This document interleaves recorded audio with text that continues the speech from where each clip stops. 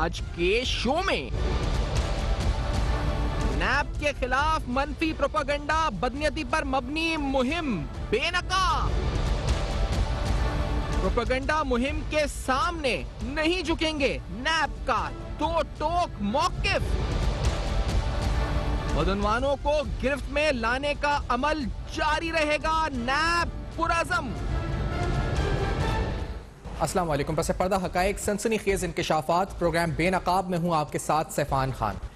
आज आपके सामने अहम तरीन मामलात पर बात होगी। ब्रॉडशीट आखिर है क्या, ये समझने की कोशिश करेंगे। इस ब्रॉडशीट के पर्दे में आखिरकार क्या इस वक्त इस पूरे मुल्क में एहतसाब के हवाले से जो एक फिजा है उसको सबोताज करने की कोशिश की जा रही है, ये आज प्रोग्राम में सवाल उठाएंगे। यानी ब्रॉडशीट और इसके साथ साथ एक दो और अहम मामलात हैं जो आज सलीम मानीवाल साहब की प्रेस कॉन्फ्रेंस आप देख रहे हो, मुसलसल जो बयान दे रहे हैं। ये एक पूरी मुहिम है जो एक साजिश लग रही है, एक प्रोपेगेंडा मुहिम आप इसे कह सकते हैं जो लग रही है, जिसके अंदर सियासी जमातें मिलकर, मैं जो लफ्ज इस्तेमाल कर रहा हूं, मिलकर इत्तेहाद के साथ नैब को और इस पूरे अकाउंटेबिलिटी प्रोसेस को इस पर डीलेजिटिमाइज करने की कोशिश, या फिर आप कहें इसकी क्रेडिबिलिटी को खत्म करने की कोशिश कर रही हैं, जो बजाय नजर आ रहा है। लग ये रहा है कि इस पर ब्रॉडशीट के मामले को भी एक बहाना बनाकर यह कहा जा रहा है कि ब्रॉडशीट के मामले को सामने रखते हुए नैब ने गलतियां की हैं और नैब गलत है, या नैब की मौजूदा इंतजामिया गलत है। ये बड़े अहम बात है कि मौजूदा इंतजामिया गलत है, ये तासुर पेश किया जा रहा है। ये जो बदनीयती पर मबनी मुहिम है, इस बदनीयती पर मबनी मुहिम को आज हम बेनकाब भी करेंगे आपके सामने और तफसीलन आपको बताते हैं। समय पहले तो उस टाइमलाइन से स्टार्ट करते हैं, फ्रॉम द टाइमलाइन, यानी जो बेसिक फैक्ट्स हैं इस ब्रॉडशीट के मामले के, वो पहले आपके सामने रखते हैं। ये मुआहदा हुआ कब आखिरकार? ये मुआहदा हुआ ब्रॉडशीट के साथ, जो एसेट रिकवरी का मुआहदा हुआ वो साल 2000 में हुआ, और जिस वक्त जनरल मुशर्रफ साहब की हुकूमत थी। इस वक्त जून 2000 में मुशर्रफ साहब की हुकूमत थी और दिसंबर 2000 में नवाज शरीफ साहब डील करके सऊदी अरब चले गए थे। अक्टूबर 2003 में हुकूमत ने ब्रॉडशीट के साथ मुआहदा मनसूख किया और ब्रॉडशीट के साथ सेटलमेंट पर अदायगी के वक्त पीपल्स पार्टी की हुकूमत थी, यानी 2008 के बाद ये सेटलमेंट का मामला हुआ। ब्रॉडशीट मामले पर हाई कोर्ट में अपील 2019 में की गई थी और 31 दिसंबर 2020 को अदायगियां कर दी जाती हैं। जो टाइमलाइन है इसको समझना इसलिए जरूरी है कि इसमें जो पहला फैक्ट मैंने आपको बताया कि ये मामला, ये जो डील हुई, ये 2000 में हुई। साल 2000 में जब जनरल मुशर्रफ साहब की हुकूमत होती है, जनरल मुशर्रफ साहब इक़्तिदार में आते हैं। जनरल मुशर्रफ साहब इक़्तिदार में आते हैं तो आने के बाद वो एक फैसला करते हैं, उनका एक विजन होता है कि वो एहतसाब करेंगे। और उस वक्त ये बताया जाता है कि जनरल मुशर्रफ साहब इस विजन के साथ जब नैब आता है सामने, और ज़का-उल्लाह साहब जो सब में पहले चेयरमैन नैब होते हैं, तो ये कहा जाता है जी कि शायद नैब की इतनी कैपेसिटी नहीं है कि जो बाहर पैसा पड़ा हुआ है उसको पाकिस्तान लाने के लिए जो स्किल्स रिक्वायर्ड है या जो कैपेसिटी है वो शायद नहीं है। नैब नया बना था तो एक कंपनी को हायर किया जाता है जिसका नाम ब्रॉडशीट होता है, और उससे मुआहदा ऐसा किया जाता है कि जिस मुआहदे के तहत जो कुछ भी रिकवरी होगी, यानी जितने रुपए की रिकवरी होती है, मिसाल के तौर पे 100 रुपए की रिकवरी होती है, तो उसमें से 20 रुपए ब्रॉडशीट को मिलेंगे, यानी जो उसको कट मिलेगा 20 रुपए का मिलेगा। अब ये मुआहदे ब्रिटेन में कहा जाता है कि इस तरह की प्रैक्टिस भी है कि वहां पे डिफेमेशन के केसेस में भी लॉयर्स पैसा उस वक्त लेते हैं जब डिफेमेशन का केस वो जीत जाते हैं, उसमें से एक परसेंटेज वो लेते हैं। इसी तरह से इस मामले के अंदर भी मुआहदा ऐसा हुआ कि अगर 100 रुपए की रिकवरी होगी तो 20 रुपए ब्रॉडशीट को दिए जाएंगे। अब यहां से मामले का आगाज होता है। जो शुरू में ब्रॉडशीट के बारे में हमने भी तहकीकात की तो पता यह चला कि ब्रॉडशीट की तरफ से जो उनको फहरिस्त दी गई उसमें कुछ अहम नाम तो थे जो अब सब सामने सोशल मीडिया के थ्रू आप लोगों के आ चुके हैं, लेकिन उस वक्त यह कहा गया कि ब्रॉडशीट जिस अकाउंट का पता लगाती थी उस अकाउंट से पैसे निकल जाते थे। और ये इस मामले को लेकर नैब और ब्रॉडशीट के दरमियान जो लोग बताते हैं कि कुछ तनाज़ा था कि आखिरकार जिसकी हम इत्तला देते हैं उसके अकाउंट से पैसे कैसे निकल जाते हैं, ये मामला भी सामने आया था। लेकिन इन तमाम चीज़ों को बताने का मकसद ये है कि जब ब्रॉडशीट को अब जो पेमेंट हुई, जो अपोजिशन कहती है कि तकरीबन 600 करोड़ रुपए की पेमेंट हुई, उसके बावजूद ब्रॉडशीट आपके साथ काम करने को तैयार है। ये जो आदमी इस वक्त कावे मुसवी है, ये इस वक्त भी आपके साथ काम करने को तैयार है, इसलिए क्योंकि उसको ये यकीन है कि पाकिस्तानियों की एक बहुत बड़ी रकम, एक पूरा खजाना है जो कि बैरून मुल्क जा चुका है। ये खजाना पाकिस्तान से बाहर कैसे गया, इस पर आप हमारी तहकीकाती प्रोग्राम देख चुके हैं। पिछले हफ्ते शब्बर ज़ैदी साहब इस शो में थे जो बता रहे थे कि 1992 में एक कानून आया जो कि protection of economic reform exchange reform act था, पीरा के नाम से 92 में, और 92 से 2017 के दौरान यहाँ से रेमिटेंसेस के नाम पर प्रिजम्पटिव टैक्स रिजीम का फायदा उठाकर करोड़ों अरबों डॉलर पाकिस्तान से बाहर गए, मुख्तलिफ जगहों पे टैक्स हेवन्स में गए, मुख्तलिफ अकाउंट्स में गए, बाहर पैसे जाते रहे, और ये तमाम पैसा जो बाहर पड़ा है, तो ये कावे मुसवी अब भी कहता है और इस जो उसने 2019 में मुलाकात की मौजूदा हुकूमत के नुमाइंदगान से, तो उसने कहा कि 2019 में $1 अरब यानी आप कहें तो 160 अरब रुपए 160 अरब रुपए की एक ट्रांजैक्शन हुई है जो कि सऊदी अरब से हुई है, जिसके अंदर कोई सियासी शख्सियत मुबैना तौर पर मुलव्वस है। और ये सियासी शख्सियत जो है 160 अरब रुपए का जो ट्रांजैक्शन हुई है इसका मैं पता लगा सकता हूँ। यानी उसको ये यकीन है कि इस वक्त 600 करोड़ लेने के बाद भी वो बहुत अच्छी खासी रिकवरी पाकिस्तान से कर सकता है, क्योंकि पाकिस्तानियों को बहुत बड़ी अमाउंट, एक हजम अच्छा खासा भार पड़ा हुआ है। लेकिन ये मुआहिदा मनसूख क्यों हुआ, इसकी तफसील में आज जाएंगे। ये मुआहिदा हुआ क्यों था, नैब ने क्यों किया था, ये भी जानने की कोशिश करेंगे।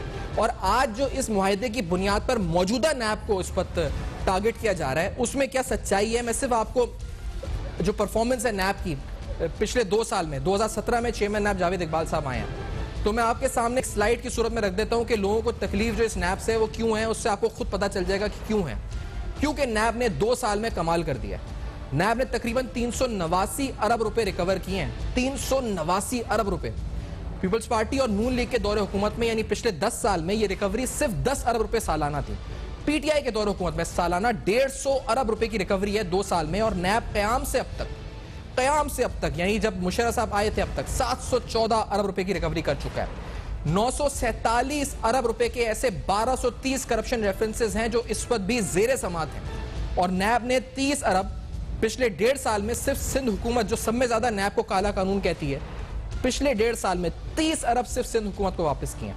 नैब ने पिछले 5 साल में सिंध हुकूमत के 35 अरब रुपए रिकवर किए हैं और 5 साल में 23 अरब की नकद रिकवरी की है और 5 साल में 12 अरब रुपए की गैर कानूनी अराजी जो है इस वक्त वो वार गुजार कराई है।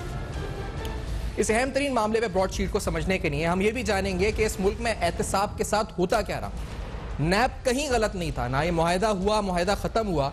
इस मुल्क की जो सियासी अशराफिया, जो माफिया है, जो पैसा यहां से गया बाहर, वो उसको बचाने के लिए हर तरह की जोर लगाती रही।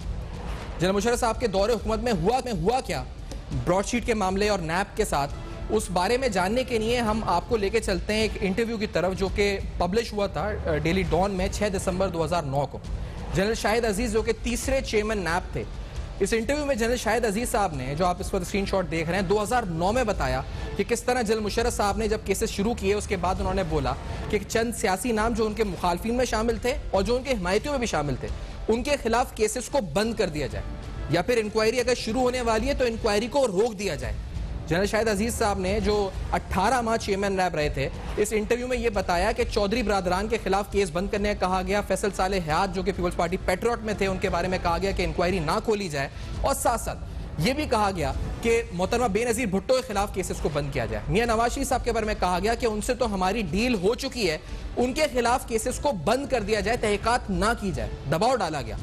यह भी बताया गया जनरल शाहिद अजीज साहब की तरफ से कि चीनी माफिया के खिलाफ जब इंक्वायरी शुरू की गई तो उन्हें यह थ्रेट्स दी गई कि चीनी मार्केट से गायब हो जाएगी, इसलिए इंक्वायरी ना शुरू की जाए।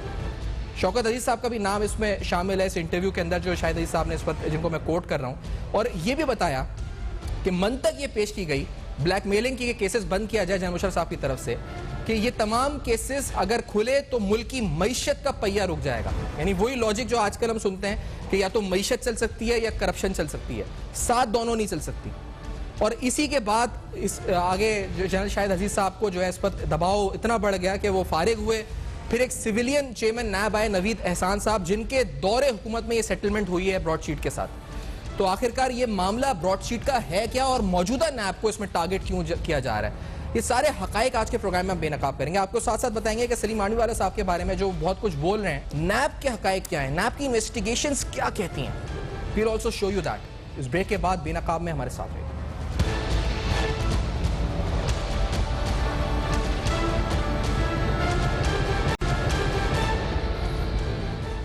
Welcome back. आप देख रहे हैं बेनकाब और आज बेनकाब में हकायक बेनकाब कर रहे हैं कि आखिरकार जो सद मनफी प्रोपेगेंडा बदनीयती पर मबनी मुहिम जिसका आगाज हो चुका है चेयरमैन नैब के खिलाफ मजमूई तौर पर इदारे के इस ब्रॉडशीट को एक मामला बना के इस प्रोग्राम में इसकी मजीद तफसीलात जानते हैं। मेरे साथ दो ऐसे सीनियर साबिक जो इस वक्त नैब के अहदेदारान मौजूद हैं प्रोग्राम में, जिनसे हम हकायक जानने की कोशिश करेंगे कि आखिर ये ब्रॉडशीट का किस्सा है क्या। लेट्स इंट्रोड्यूस ब्रिगेडियर रिटायर्ड बासी हैं शहजाद भट्टी साहब, दोनों साबिक डीजी नैब रह चुके हैं, बहुत शुक्रिया और तवील सर्विस रिकॉर्ड्स हैं आपके नैब में। मुसद्दिक अब्बासी साहब, सर ये आपके सामने हुआ था ब्रॉडशीट, क्या हुआ था, आपके इल्म में क्या क्या है इस बारे में? थैंक यू वेरी मच, आपने मुझे इनवाइट किया। ये जो कंपनी का केस है, इसका चूंकि ये 2000 में हुआ, उस वक्त मैंने 2001 में नैब में आया था। इसको दो चीजें ध्यान में रखनी चाहिए। एक तो ये कि नैब का अदारा जो है भारतीय पे खुद ये टोटल जो अपनी पावर ड्रॉ करता है वो NAO से करता है, और NAO जो पावर देता है सिर्फ एक शख्स को देता है और वो चेयरमैन को देता है। अगर आप कहते हैं नैब, इसका मतलब है चेयरमैन, और चेयरमैन को अगर आप अपनी मर्जी का लगवा लें तो आप जो मर्जी से काम करवा लें। एक चीज ध्यान में रखिएगा। दूसरा, नैब के पास कोई ऐसी पावर नहीं है कि नैब डायरेक्ट किसी कंपनी को बाहर पेमेंट कर सके, और अगर उसे पेमेंट करनी है तो मिनिस्ट्री ऑफ लॉ को टेक्निकली ऑन बोर्ड लेना होता है, मिनिस्ट्री ऑफ फाइनेंस उसको पेमेंट करती है, तो इसमें हुकूमत की इन्वॉल्वमेंट होती है। ये कॉन्ट्रैक्ट जब हुआ तो जैसे आपने खुद अपने उसमें डिस्कशन में बताया कि क्योंकि नैब के पास उतनी कैपेसिटी नहीं थी बाहर एसेट्स को जो है डिस्कवर कर सके, तो नैब ने इस कंपनी के साथ कॉन्ट्रैक्ट किया। कॉन्ट्रैक्ट करने के बाद इस कंपनी ने ऑलमोस्ट $1 बिलियन के एसेट्स को जो है आइडेंटिफाई किया, और आइडेंटिफाई करने के बाद क्योंकि जब ये NRO आया, क्योंकि ये जो सब कुछ हुआ है ये NRO का एक और हमें नुकसान इस वक्त उठाना पड़ रहा है। तो उस वक्त क्योंकि जब मुशर्रफ साहब थे कि इसको कंपनी के साथ कॉन्ट्रैक्ट को खत्म कर दिया जाए, उस वक्त क्योंकि जो क्लास एक थी वो इररिवोकेबल क्लास इसके अंदर डाली गई थी।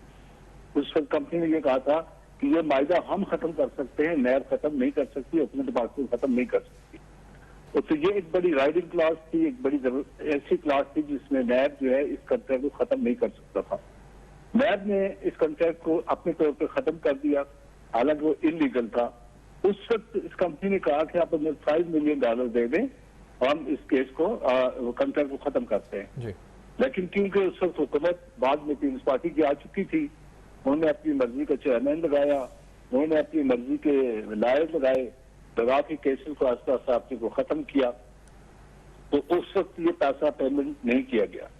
फिर क्योंकि सबने केस कर दिया, जब केस हुआ तो 15 मिलियन का हर्जाना पड़ा, क्योंकि पीपल्स पार्टी का दौर गुजरा, उन्होंने पेमेंट नहीं की। फिर उसके बाद सेटल नहीं किया केस को, क्योंकि ये हुकूमत लेवल पे सेटल होना था। फिर नून लीग की हुकूमत आई, उन्होंने भी इस केस को सेटल नहीं किया, और आज आप देखें कि ये 28.5 मिलियन पे पहुंच गया।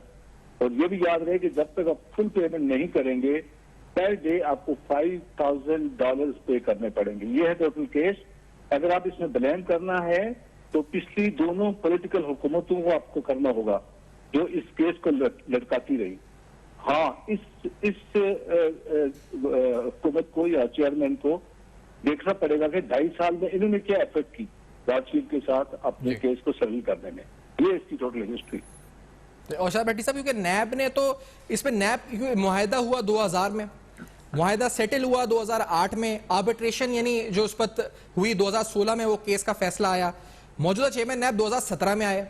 लेकिन यहां तो आज आप देखें 2 दिन से एक मुहिम चल रही है, मुनज़्ज़म साजिश मुहिम चल रही है। जैसे लग रहा है कि ये मौजूदा नैब या नैब ही डिस्क्रेडिट हो गया इस पूरे मामले में, स्कैम में, और नैब खत्म कर दें, नैब तबाह हो गया, नैब बंद कर दें। बस ये बातें सुनने में आ रही हैं। शाह भट्टी साहब, क्यों ऐसी बातें आ रही हैं? इसको क्यों जोड़ा जा रहा है मौजूदा नैब से? भट्टी साहब। बिस्मिल्लाहिर्रहमानिर्रहीम। सिफान, ब्रिगेडियर वासी साहब ने इसकी बैकग्राउंड तो आपको बता दी जी। अब एक चीज जहन में रखिए कि जो भी आर्बिट्रेशन होती है, जो भी नोटिस आता है बाहर कंपनी की तरफ से, वो गवर्नमेंट ऑफ पाकिस्तान को आता है, नैब को नहीं आता। क्योंकि नैब जो भी काम करती है वो गवर्नमेंट ऑफ पाकिस्तान के बिहाफ पे कर रही होती है। आप जब मुकदमा देखते हैं, रेफरेंस देखते हैं, तो वो गवर्नमेंट ऑफ पाकिस्तान के बिहाफ पे हो रहा होता है। अब जब ये मुकदमा लड़ा गया है आर्बिट्रेशन का, और 2017 में ये चेयरमैन आ भी चुके थे, तो सिर्फ ये देखने की बात है कि पहले वहां से जब शुरू में जब उन्होंने $5 मिलियन मांगे थे, तो ये यहाँ तक डिले करने की क्या कॉस्ट थी कि उसको 28 कुछ मिलियन डॉलर तक हर्जाना पड़ गया है पाकिस्तान को। और दूसरी बात देखने की यह है कि क्या वाकई ही हमारे लॉयर ने सिंसियरली इस मुकदमे को देखा है, क्योंकि ये एक रीत सी बन गई है कि पाकिस्तान जब भी आर्बिट्रेशन में बाहर जाता है तो अपना मुकदमा क्यों हार जाता है? क्या हम कोई ऐसी कंपनी अच्छी हायर नहीं करते या कि जो लोग हम बाहर से हायर करते हैं वो दूसरी साइड पे मिल जाते हैं, या वो लोग प्रवेल कर जाते हैं? क्या वजह होती है कि हम आर्बिट्रेशन में जाके मुकदमे जो हैं वो हार जाते हैं? अब यहाँ भी ये देखिए 2000 में जो चीज हुई, अभी ब्रिगेडियर बासवी साहब ने वो बातें क्लियर कर दी हैं कि 2 एनआरओ से, एक एनआरओ नहीं है, 2 हैं। एक 2000 वाला है जिसमें एक डील है जिसमें नैब इन्वॉल्व नहीं है, हालांकि दूसरा एनआरओ में भी नैब इन्वॉल्व नहीं है क्योंकि एनएओ को अमेंड कर दिया जाता है। एनआरओ की शिक जब आती है तो वो एनएओ को अमेंड करती है कि केसेस को खत्म कर दिया गया है फलां डेट से, और जब दोबारा से सुप्रीम कोर्ट की आती है रूलिंग आती है तो वही एनआरओ की डेट जो है दोबारा से रिस्टोर कर दी जाती है कि उस दिन से केसेस दोबारा शुरू कर दिए जाएं जिस दिन से खत्म हुए थे। तो ये इन 2 चीजों ने डेफिनेटली नुकसान पहुंचाया है। लेकिन नैब आज जो कर रही है इसका कोई किरदार नहीं है इसके अंदर। नैब अपना एक काम कर रही है, सिर्फ इस वक्त क्योंकि सियासी पार्टियों की आपस में जो जंग है उसके अंदर नैब को भी बीच में रगड़ा लग जाता है मुफ्त में। हालांकि एक चीज ज़हन में रखिए, जिस वक्त नैब ने 2000 में ये किया था, एग्रीमेंट किया था, उस वक्त कोई ऐसी शिक अवेलेबल नहीं थी, कोई ऐसी सोर्स अवेलेबल नहीं थी जिससे नैब मदद लेकर दूसरे मुल्कों से अपने पैसों को मंगवा लेती। जबकि बाद में यूएन कैग के जरिए अब आप नैब भी मुआहदे भी कर सकती है दूसरी कंट्रीज के साथ, और यूएन कैग के अंदर बहुत सारे ऐसे कवानीन मौजूद हैं कि बाइंडिंग्स हैं, जो सिग्नेटरी हैं यूएन कैग के, कि वो मदद करें एक दूसरे मुल्क की करप्शन खत्म करने के सिलसिले में। तो यहाँ ये बात याद रखिए कि 2000 में कोई कबाहत नहीं थी बाहर एग्रीमेंट करने के अंदर। हाँ, उसमें वो जो शिक आपने कहा कि बहुत इंपॉर्टेंट थी कि जी वन साइडेड थी। उस वक्त के लॉयर जो थे उन्होंने क्या सोचा, क्यों ऐसा किया, ये अभी मेरा ख्याल है कि जी क्योंकि प्राइम मिनिस्टर साहब ने एक कमेटी मुकर्रर कर दी है, वो इन चीजों को देखेंगे कि हम। लेकिन सर मैं हैरान इस बात पर हूं कि ये जो कावे मुसवी है ये तो अभी भी कह रहे हैं काम करने को तैयार है हमारे साथ, 600 करोड़ रुपए का ये जुर्माना वसूल करने के बाद भी, तो उसको इतना एतबार है कि इतना बड़ा खजाना पड़ा है पाकिस्तानियों का बाहर कि वो अभी और कमा सकता है यहाँ से। हाँ, ये बात आपने की कि कमा सकता है, उसकी हमारे साथ कुछ सिंसियरिटी नहीं है, उसकी अपने कमाई के साथ सिंसियरिटी है कि उसको पता है कि पैसा बहुत बाहर है, और वो तो हमें भी पता है, दुनिया भी जानती है, सिर्फ उनको ट्रेस करने की बात है। और वो क्योंकि बाहर बैठा हुआ है, रिसोर्सेज हैं, कभी सुनने में आया था कि जी इनके बहुत सारे इन्वेस्टिगेटर होते थे जो मुख्तलिफ जगहों पे प्लांटेड थे और वो निकालते थे चीजें, तो डेफिनेटली ये बाहर बैठे हुए हैं और उस लॉ के अंदर बैठे हुए हैं। हम यहाँ बैठ के बाहर किसी मुल्क के अंदर दाखिल नहीं हो सकते, उनके कानून में दखलंदाजी नहीं कर सकते। हमने अगर कोई बाहर से चीज, जैसे भी बहुत सारे एसेट नैब ने ढूंढे, लेकिन उनको आप अटैच नहीं कर सकते, वहां जाके आपको मुकदमा करना पड़ता है। इन शॉर्ट आप दोनों की जो बात है सर कि ये सारा कचरा जो है, ये कचरा मैं कह रहा हूँ हाश वर्ड है, लेकिन ये सब सियासतदानों का ही था कि जो एनआरओ लेना चाह रहे थे या जो एनआरओ देना चाह रहे थे, और आज सारा डाल दिया नैब के ऊपर, जो मौजूदा नैब है जिसका कोई ताल्लुक नहीं है इस वजह से। Let's take a break over here. नाज़रीन दोनों साथ हैं पैनलिस्ट हमारे। एक और भी मामला उठ चुका है, एक मुनज़्ज़म मुहिम है जो पूरी चल रही है। इस मुनज़्ज़म मुहिम के और पसे पर्दा किरदार को बेनकाब करते हैं। इस ब्रेक के बाद हमारे साथ रहिए।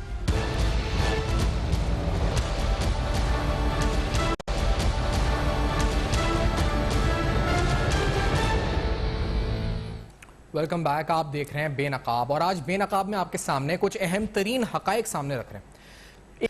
एक अंदाजे के मुताबिक, एक मोहतात अंदाजे के मुताबिक, पाकिस्तानियों का 1992 से 2017 के दौरान तकरीबन 100 अरब डॉलर, ये कम से कम मोहतात अंदाजा है। और एक अंदाजा ये भी है जो टैक्स एक्सपर्ट्स कहते हैं 120 बिलियन डॉलर, 120 अरब डॉलर्स। 120 अरब डॉलर बहुत बड़ी अमाउंट होती है।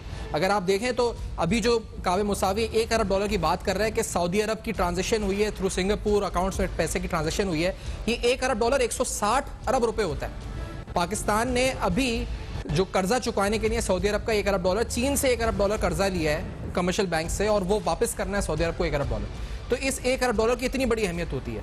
तो 1992 से 2017 के दौरान 100 अरब डॉलर से ज्यादा रकम चली गई पाकिस्तानियों के बाहर, और कानूनी तरीकों से, यानी लीगल है इसको आप इस वक्त कहें तो, उस वक्त जो प्रोटेक्शन ऑफ इकोनॉमिक इस वक्त रिफॉर्म्स एक्ट था जिसके तहत ये सब होता रहा, रेमिटेंसेज आते रहे और फायदा होता रहा, जब सब काम चलता रहा।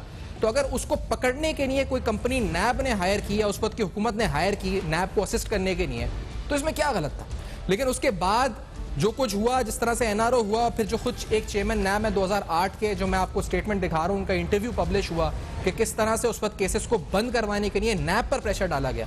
यानी पहले नैब से मुआहिदा करवाया जाए, फिर नैब को कहा जाए कि आप केस बंद करें, और इसमें फिर कसूरवार भी नैब को ठहरा दिया जाए। और उस नैब को तो चलो ठहरा दे, पिछली मैनेजमेंट को, इस नैब को ठहराया जाए कसूरवार जिसने 2 सालों में 389 अरब रुपए की रिकवरी की है।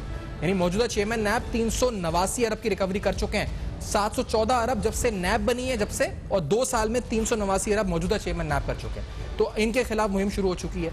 अब इस मुहिम में कुछ और भी किरदार हैं, सलीम मांडीवाला साहब भी किरदार हैं।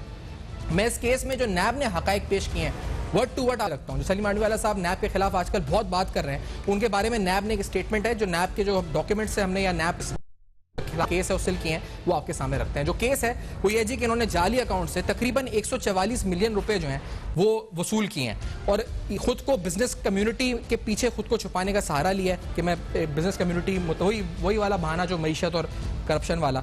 सलीम मांडीवाला साहब ने जो नैब की स्टेटमेंट है उसके मुताबिक ओमनी ग्रुप के अब्दुल गनी मजीद के साथ जायदाद का मुआहिदा किया, A1 इंटरनेशनल और लकी इंटरनेशनल के नाम से जाली बैंक अकाउंट से 144 मिलियन रुपए वसूल किए, यानी तकरीबन 14.5 करोड़ रुपए वसूल किए। इनका जो जुर्म में हिस्सा नैब बताती है, अकॉर्डिंग टू नैब, बिल तरतीब 80 मिलियन और तकरीबन 64.5 मिलियन रुपए है, तकरीबन 6.5 करोड़ रुपए। मज़कूरा मशकूक माहिदे में सलीम मांडीवाला ने सौदे को बरकरार रखा, अपने भाई की कंपनी मांडीवाला बिल्डर्स और इसके बैंक अकाउंट्स को इस्तेमाल किया। मांडीवाला बिल्डर्स के अकाउंट में जाली खातों के ओपन चेकों के जरिए तकरीबन 3 करोड़ रुपए जमा करवाए, और प्लॉट बेचने वाले एसएन को सलीम मांडीवाला के अपने दस्तखतों से तकरीबन 2 करोड़ रुपए का पे ऑर्डर जारी किया गया।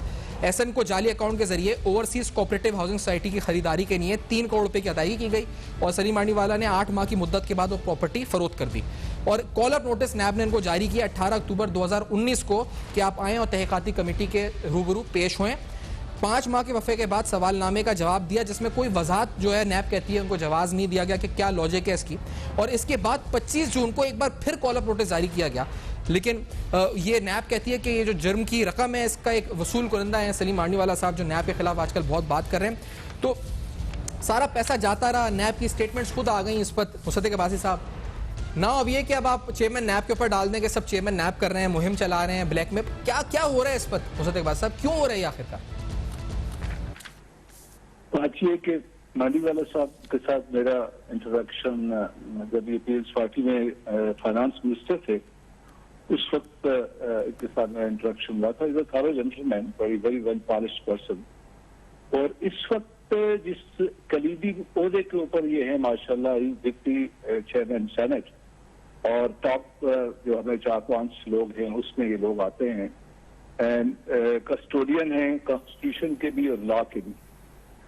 और मुझे दुख इस बात का है कि इनका जो बिहेवियर था और कंडक्ट था इस नैब के केस के ऊपर, वो बड़ा मतलब उस लेवल का नहीं था जो कि होना चाहिए था। बड़ी पोजीशन में है, और नैब को भी इस बात का अंदाजा है कि वो किसके खिलाफ केस करने जा रहे हैं, और नैब एक गैर जिम्मेदार अदारा नहीं है।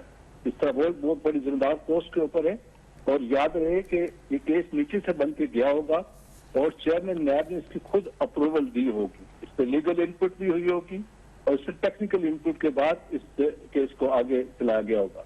और जिस तरह आपने हकायक बताए हैं, मांडीवाला साहब के खिलाफ फ्रंट मैन 2 इस्तेमाल हुए, वो डायरेक्ट लिंकेजेस, कैश फ्लो सारा एस्टेब्लिश है, बेनिफिट इन्होंने उठाई वहां सारी। तो ये एक क्योंकि इनके पास, और इन्होंने जिस तरह से बिहेव किया, बहुत बड़ी दुख वाली बात है कि नैब चेयरमैन को मैं जो है सामने खड़ा कर लूंगा, नैब के ऑफिसर्स के मैं एसेट्स पता करूंगा। वो दैट इज वेरी सिंपल। नैब का हर ऑफिसर, बल्कि हर गवर्नमेंट ऑफिसर एनुअली अपने एसेट्स डिक्लेयर करता है। वो आप एसेट्स मंगवा लें, वो देख लें कि जो डिक्लेयर है आया उनमें कोई सेलिंग है, बड़े हैं या नहीं है। लेकिन इस तरह से इनका जो बिहेवियर है वो खुद बताता है कि केस जो है उसके अंदर स्ट्रेंथ है और जान है। अगर केस के अंदर स्ट्रेंथ और जान न होती तो ये ठीक है, कोर्ट में जाते और कहते ठीक है जी मैं कोर्ट में सेटल कर लूंगा। इनको पता है कि वहां पे मेरे साथ क्या होना है, इसलिए वो सारा प्रेशर जो है वो एक इंडिविजुअल के ऊपर, चेयरमैन के ऊपर, अदारे पे डेवलप करने की कोशिश कर रहे हैं। हालांकि इस प्रेशर से केस से कोई बेनिफिट के लिए उठाएंगे। Case is well settled, shut and case है ये, बिल्कुल जबरदस्त केस है इनके खिलाफ, और इनका इसमें से बचना मेरे हिसाब से टेक्निकली बड़ा मुश्किल है। और आपने दुरुस्त कहा कि हम भी यहाँ पे जजमेंट नहीं दे सकते कि केस, मैं तो नहीं कह सकता केस कितना स्ट्रांग है, आप टेक्निकली कह सकते हैं, लेकिन सर आप सही कह रहे हैं, अगर ये केस है भट्टी साहब तो ये कोर्ट में जाए, ये पूरी चार्जशीट है, अगर ये सब गलत है तो नैब वही गलत साबित हो जाएगी। नैब के ऊपर तो चेक एंड बैलेंस है ना, अकाउंटेबिलिटी कोर्ट है, फिर हाई कोर्ट है जहां अपील हो सकती है, अगर कोई रेफरेंस में जजमेंट भी आ जाए तो व्हाई नॉट दिस वे, ये अप्रोच है। और अगर ये सारे इल्जाम गलत हैं तो साबित कर दें ताकि फिर नैब गलत साबित हो जाए। भट्टी साहब, इससे अच्छा क्या अपॉर्चुनिटी होगी? देखिए, आपने जो इल्जामात लगे हुए हैं मांडवीवाला साहब के पास ऊपर, वो आपने बता दिए और अब्बासी साहब ने पूरा एक प्रोसीजर बता दिया है। मैं सिर्फ दो बातें करूंगा। देखिए, जब भी किसी शख्स पे इल्जाम लगता है, चाहे वो पॉलिटिशियन हो, गवर्नमेंट ऑफिशियल हो, अदर पर्सन हो, कोई भी हो, वो चीखेगा तो जरूर और वो शोर भी मचाएगा। सिर्फ बात ये होती है देखने की कि उसका स्टेचर क्या है, वो किस ओहदे पे है और उसकी पिछली पूरी प्रोफाइल क्या है। मांडवीवाला साहब के साथ जिस तरह ब्रिगेडियर बासी साहब ने बताया, मेरा भी इंटरेक्शन उसी पीरियड में शुरू हुआ जब वो फाइनेंस मिनिस्टर थे और बड़ा हमने भी उनको बड़ा लर्नेड और बड़ा अच्छा पाया, मतलब इस तरह की कोई बात नहीं देखी। लेकिन बात ये होती है कि ये जो इल्जामात लगे हैं इस पे हर आदमी चीखता है। सिर्फ हुआ ये है कि नैब ने थोड़ी देर लगाई मीडिया तक पहुंचने में, ये चीजें बाहर देने पे, लेकिन उनकी अपनी मजबूरी होती है कि वो इतनी पब्लिक नहीं कर सकते जब तक कि रेफरेंस फाइल ना हो जाए।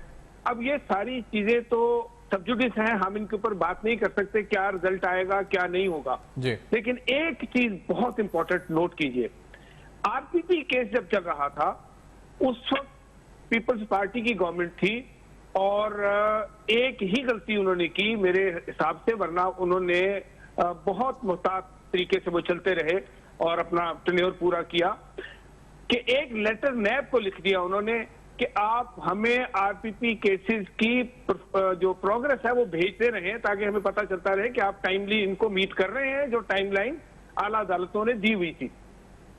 तो उस वक्त उस लेटर को इंटरफेरेंस लिया गया नैब के काम में। तो मैं ये समझता हूं कि मांडवीवाला साहब ने कुछ बातें ऐसी की हैं कि वो शायद क्रॉस कर गए हैं उस बैरियर को, उस लिमिट को जिसमें नैब के ऊपर प्रेशर आ सकता है। बेशक नैब ने बड़ा क्लैरिफाई कर दिया है कि हम किसी किस्म का प्रेशर नहीं लेंगे और हम अपना काम जो है वो मेरिट के ऊपर बगैर किसी साइड लिए मुकम्मल करते रहेंगे। लेकिन थोड़ी सी लाइन जो है वो मेरा ख्याल है कि क्रॉस कर ली उन्होंने कुछ ऐसी बातें करके, जैसे बासी साहब ने कहा कि जी हम मैं ला के तो सेनेट में उनसे बुलाया जाएगा और इस तरह किया जाएगा। तो ये एक कुछ भी ना हो तो एक जो सबसे जूनियर मोस्ट इन्वेस्टिगेटर होता है वो भी लायबल है, वो भी देख रहा होता है जो कुछ मीडिया पे आ रहा होता है। तो एक शाम के लिए, चाहे जब तक कि वो अपने सीनियर के पास दोबारा चला ना जाए, एक प्रेशर क्रिएट होता है कि यार ये क्या हो रहा है, ये क्यों बोल रहे हैं नैब के खिलाफ। तो मेरा ख्याल है कि ये थोड़ा सा बोलें, अपने केस के बारे में बोलें। डेफिनेटली सारे जिन पे इल्जाम लगता है वो लोग बोलते हैं, लेकिन इस लिमिट में रहें कि अदारों को किसी भी सूरत में इन्वॉल्व ना करें, क्योंकि वो अपना काम इंडिपेंडेंटली और मेरिट पे कर रहे होते हैं। ठीक है शायद भट्टी साहब, आपका बहुत शुक्रिया, आज आपने वक्त दिया। मुसद्दिक अब्बासी साहब जिन्होंने प्रोग्राम में ज्वाइन किया है और बड़ी तफसीलन नाज़रीन हम बात कर रहे हैं इस वक्त जो इल्ज़ामात नैब के ऊपर लगे, उन इल्ज़ामात की हकीकत क्या ये जानने की कोशिश कर रहे हैं। अब ये बड़ी एस्टॉनिशिंग बात है कि मुआहदा करे कोई, सेटलमेंट करे कोई, NRO करे कोई और इल्ज़ाम मौजूदा चेयरमैन नैब पे लगा दें या चेयरमैन नैब के इदारे के ऊपर लगा दिया जाए। इस ब्रेक के बाद करेंगे कंक्लूड इस प्रोग्राम को, हमारे साथ जुड़े रहेगा।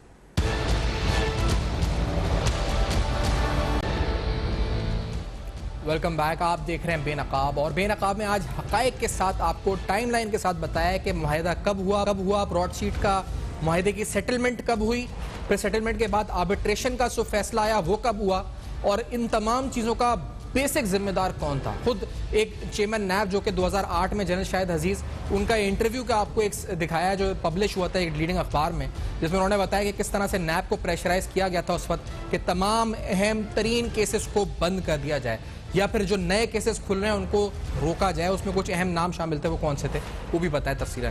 प्रोग्राम को वाइंड अप करते हुए ये बात कहते हुए, क्योंकि जो चेयरमैन नैब है उनके दौर में जो रिकवरीज हुई हैं दीज आर आउटस्टैंडिंग, तो यकीनी तौर पर उनके खिलाफ साजिशें जारी रहेंगी। हम उम्मीद करते हैं कि नैब दो टोक जो मौक़िफ़ है नैब का कि वो तमाम कार्रवाइयाँ जारी रखेगी बिला इस पर खौफ व खतर।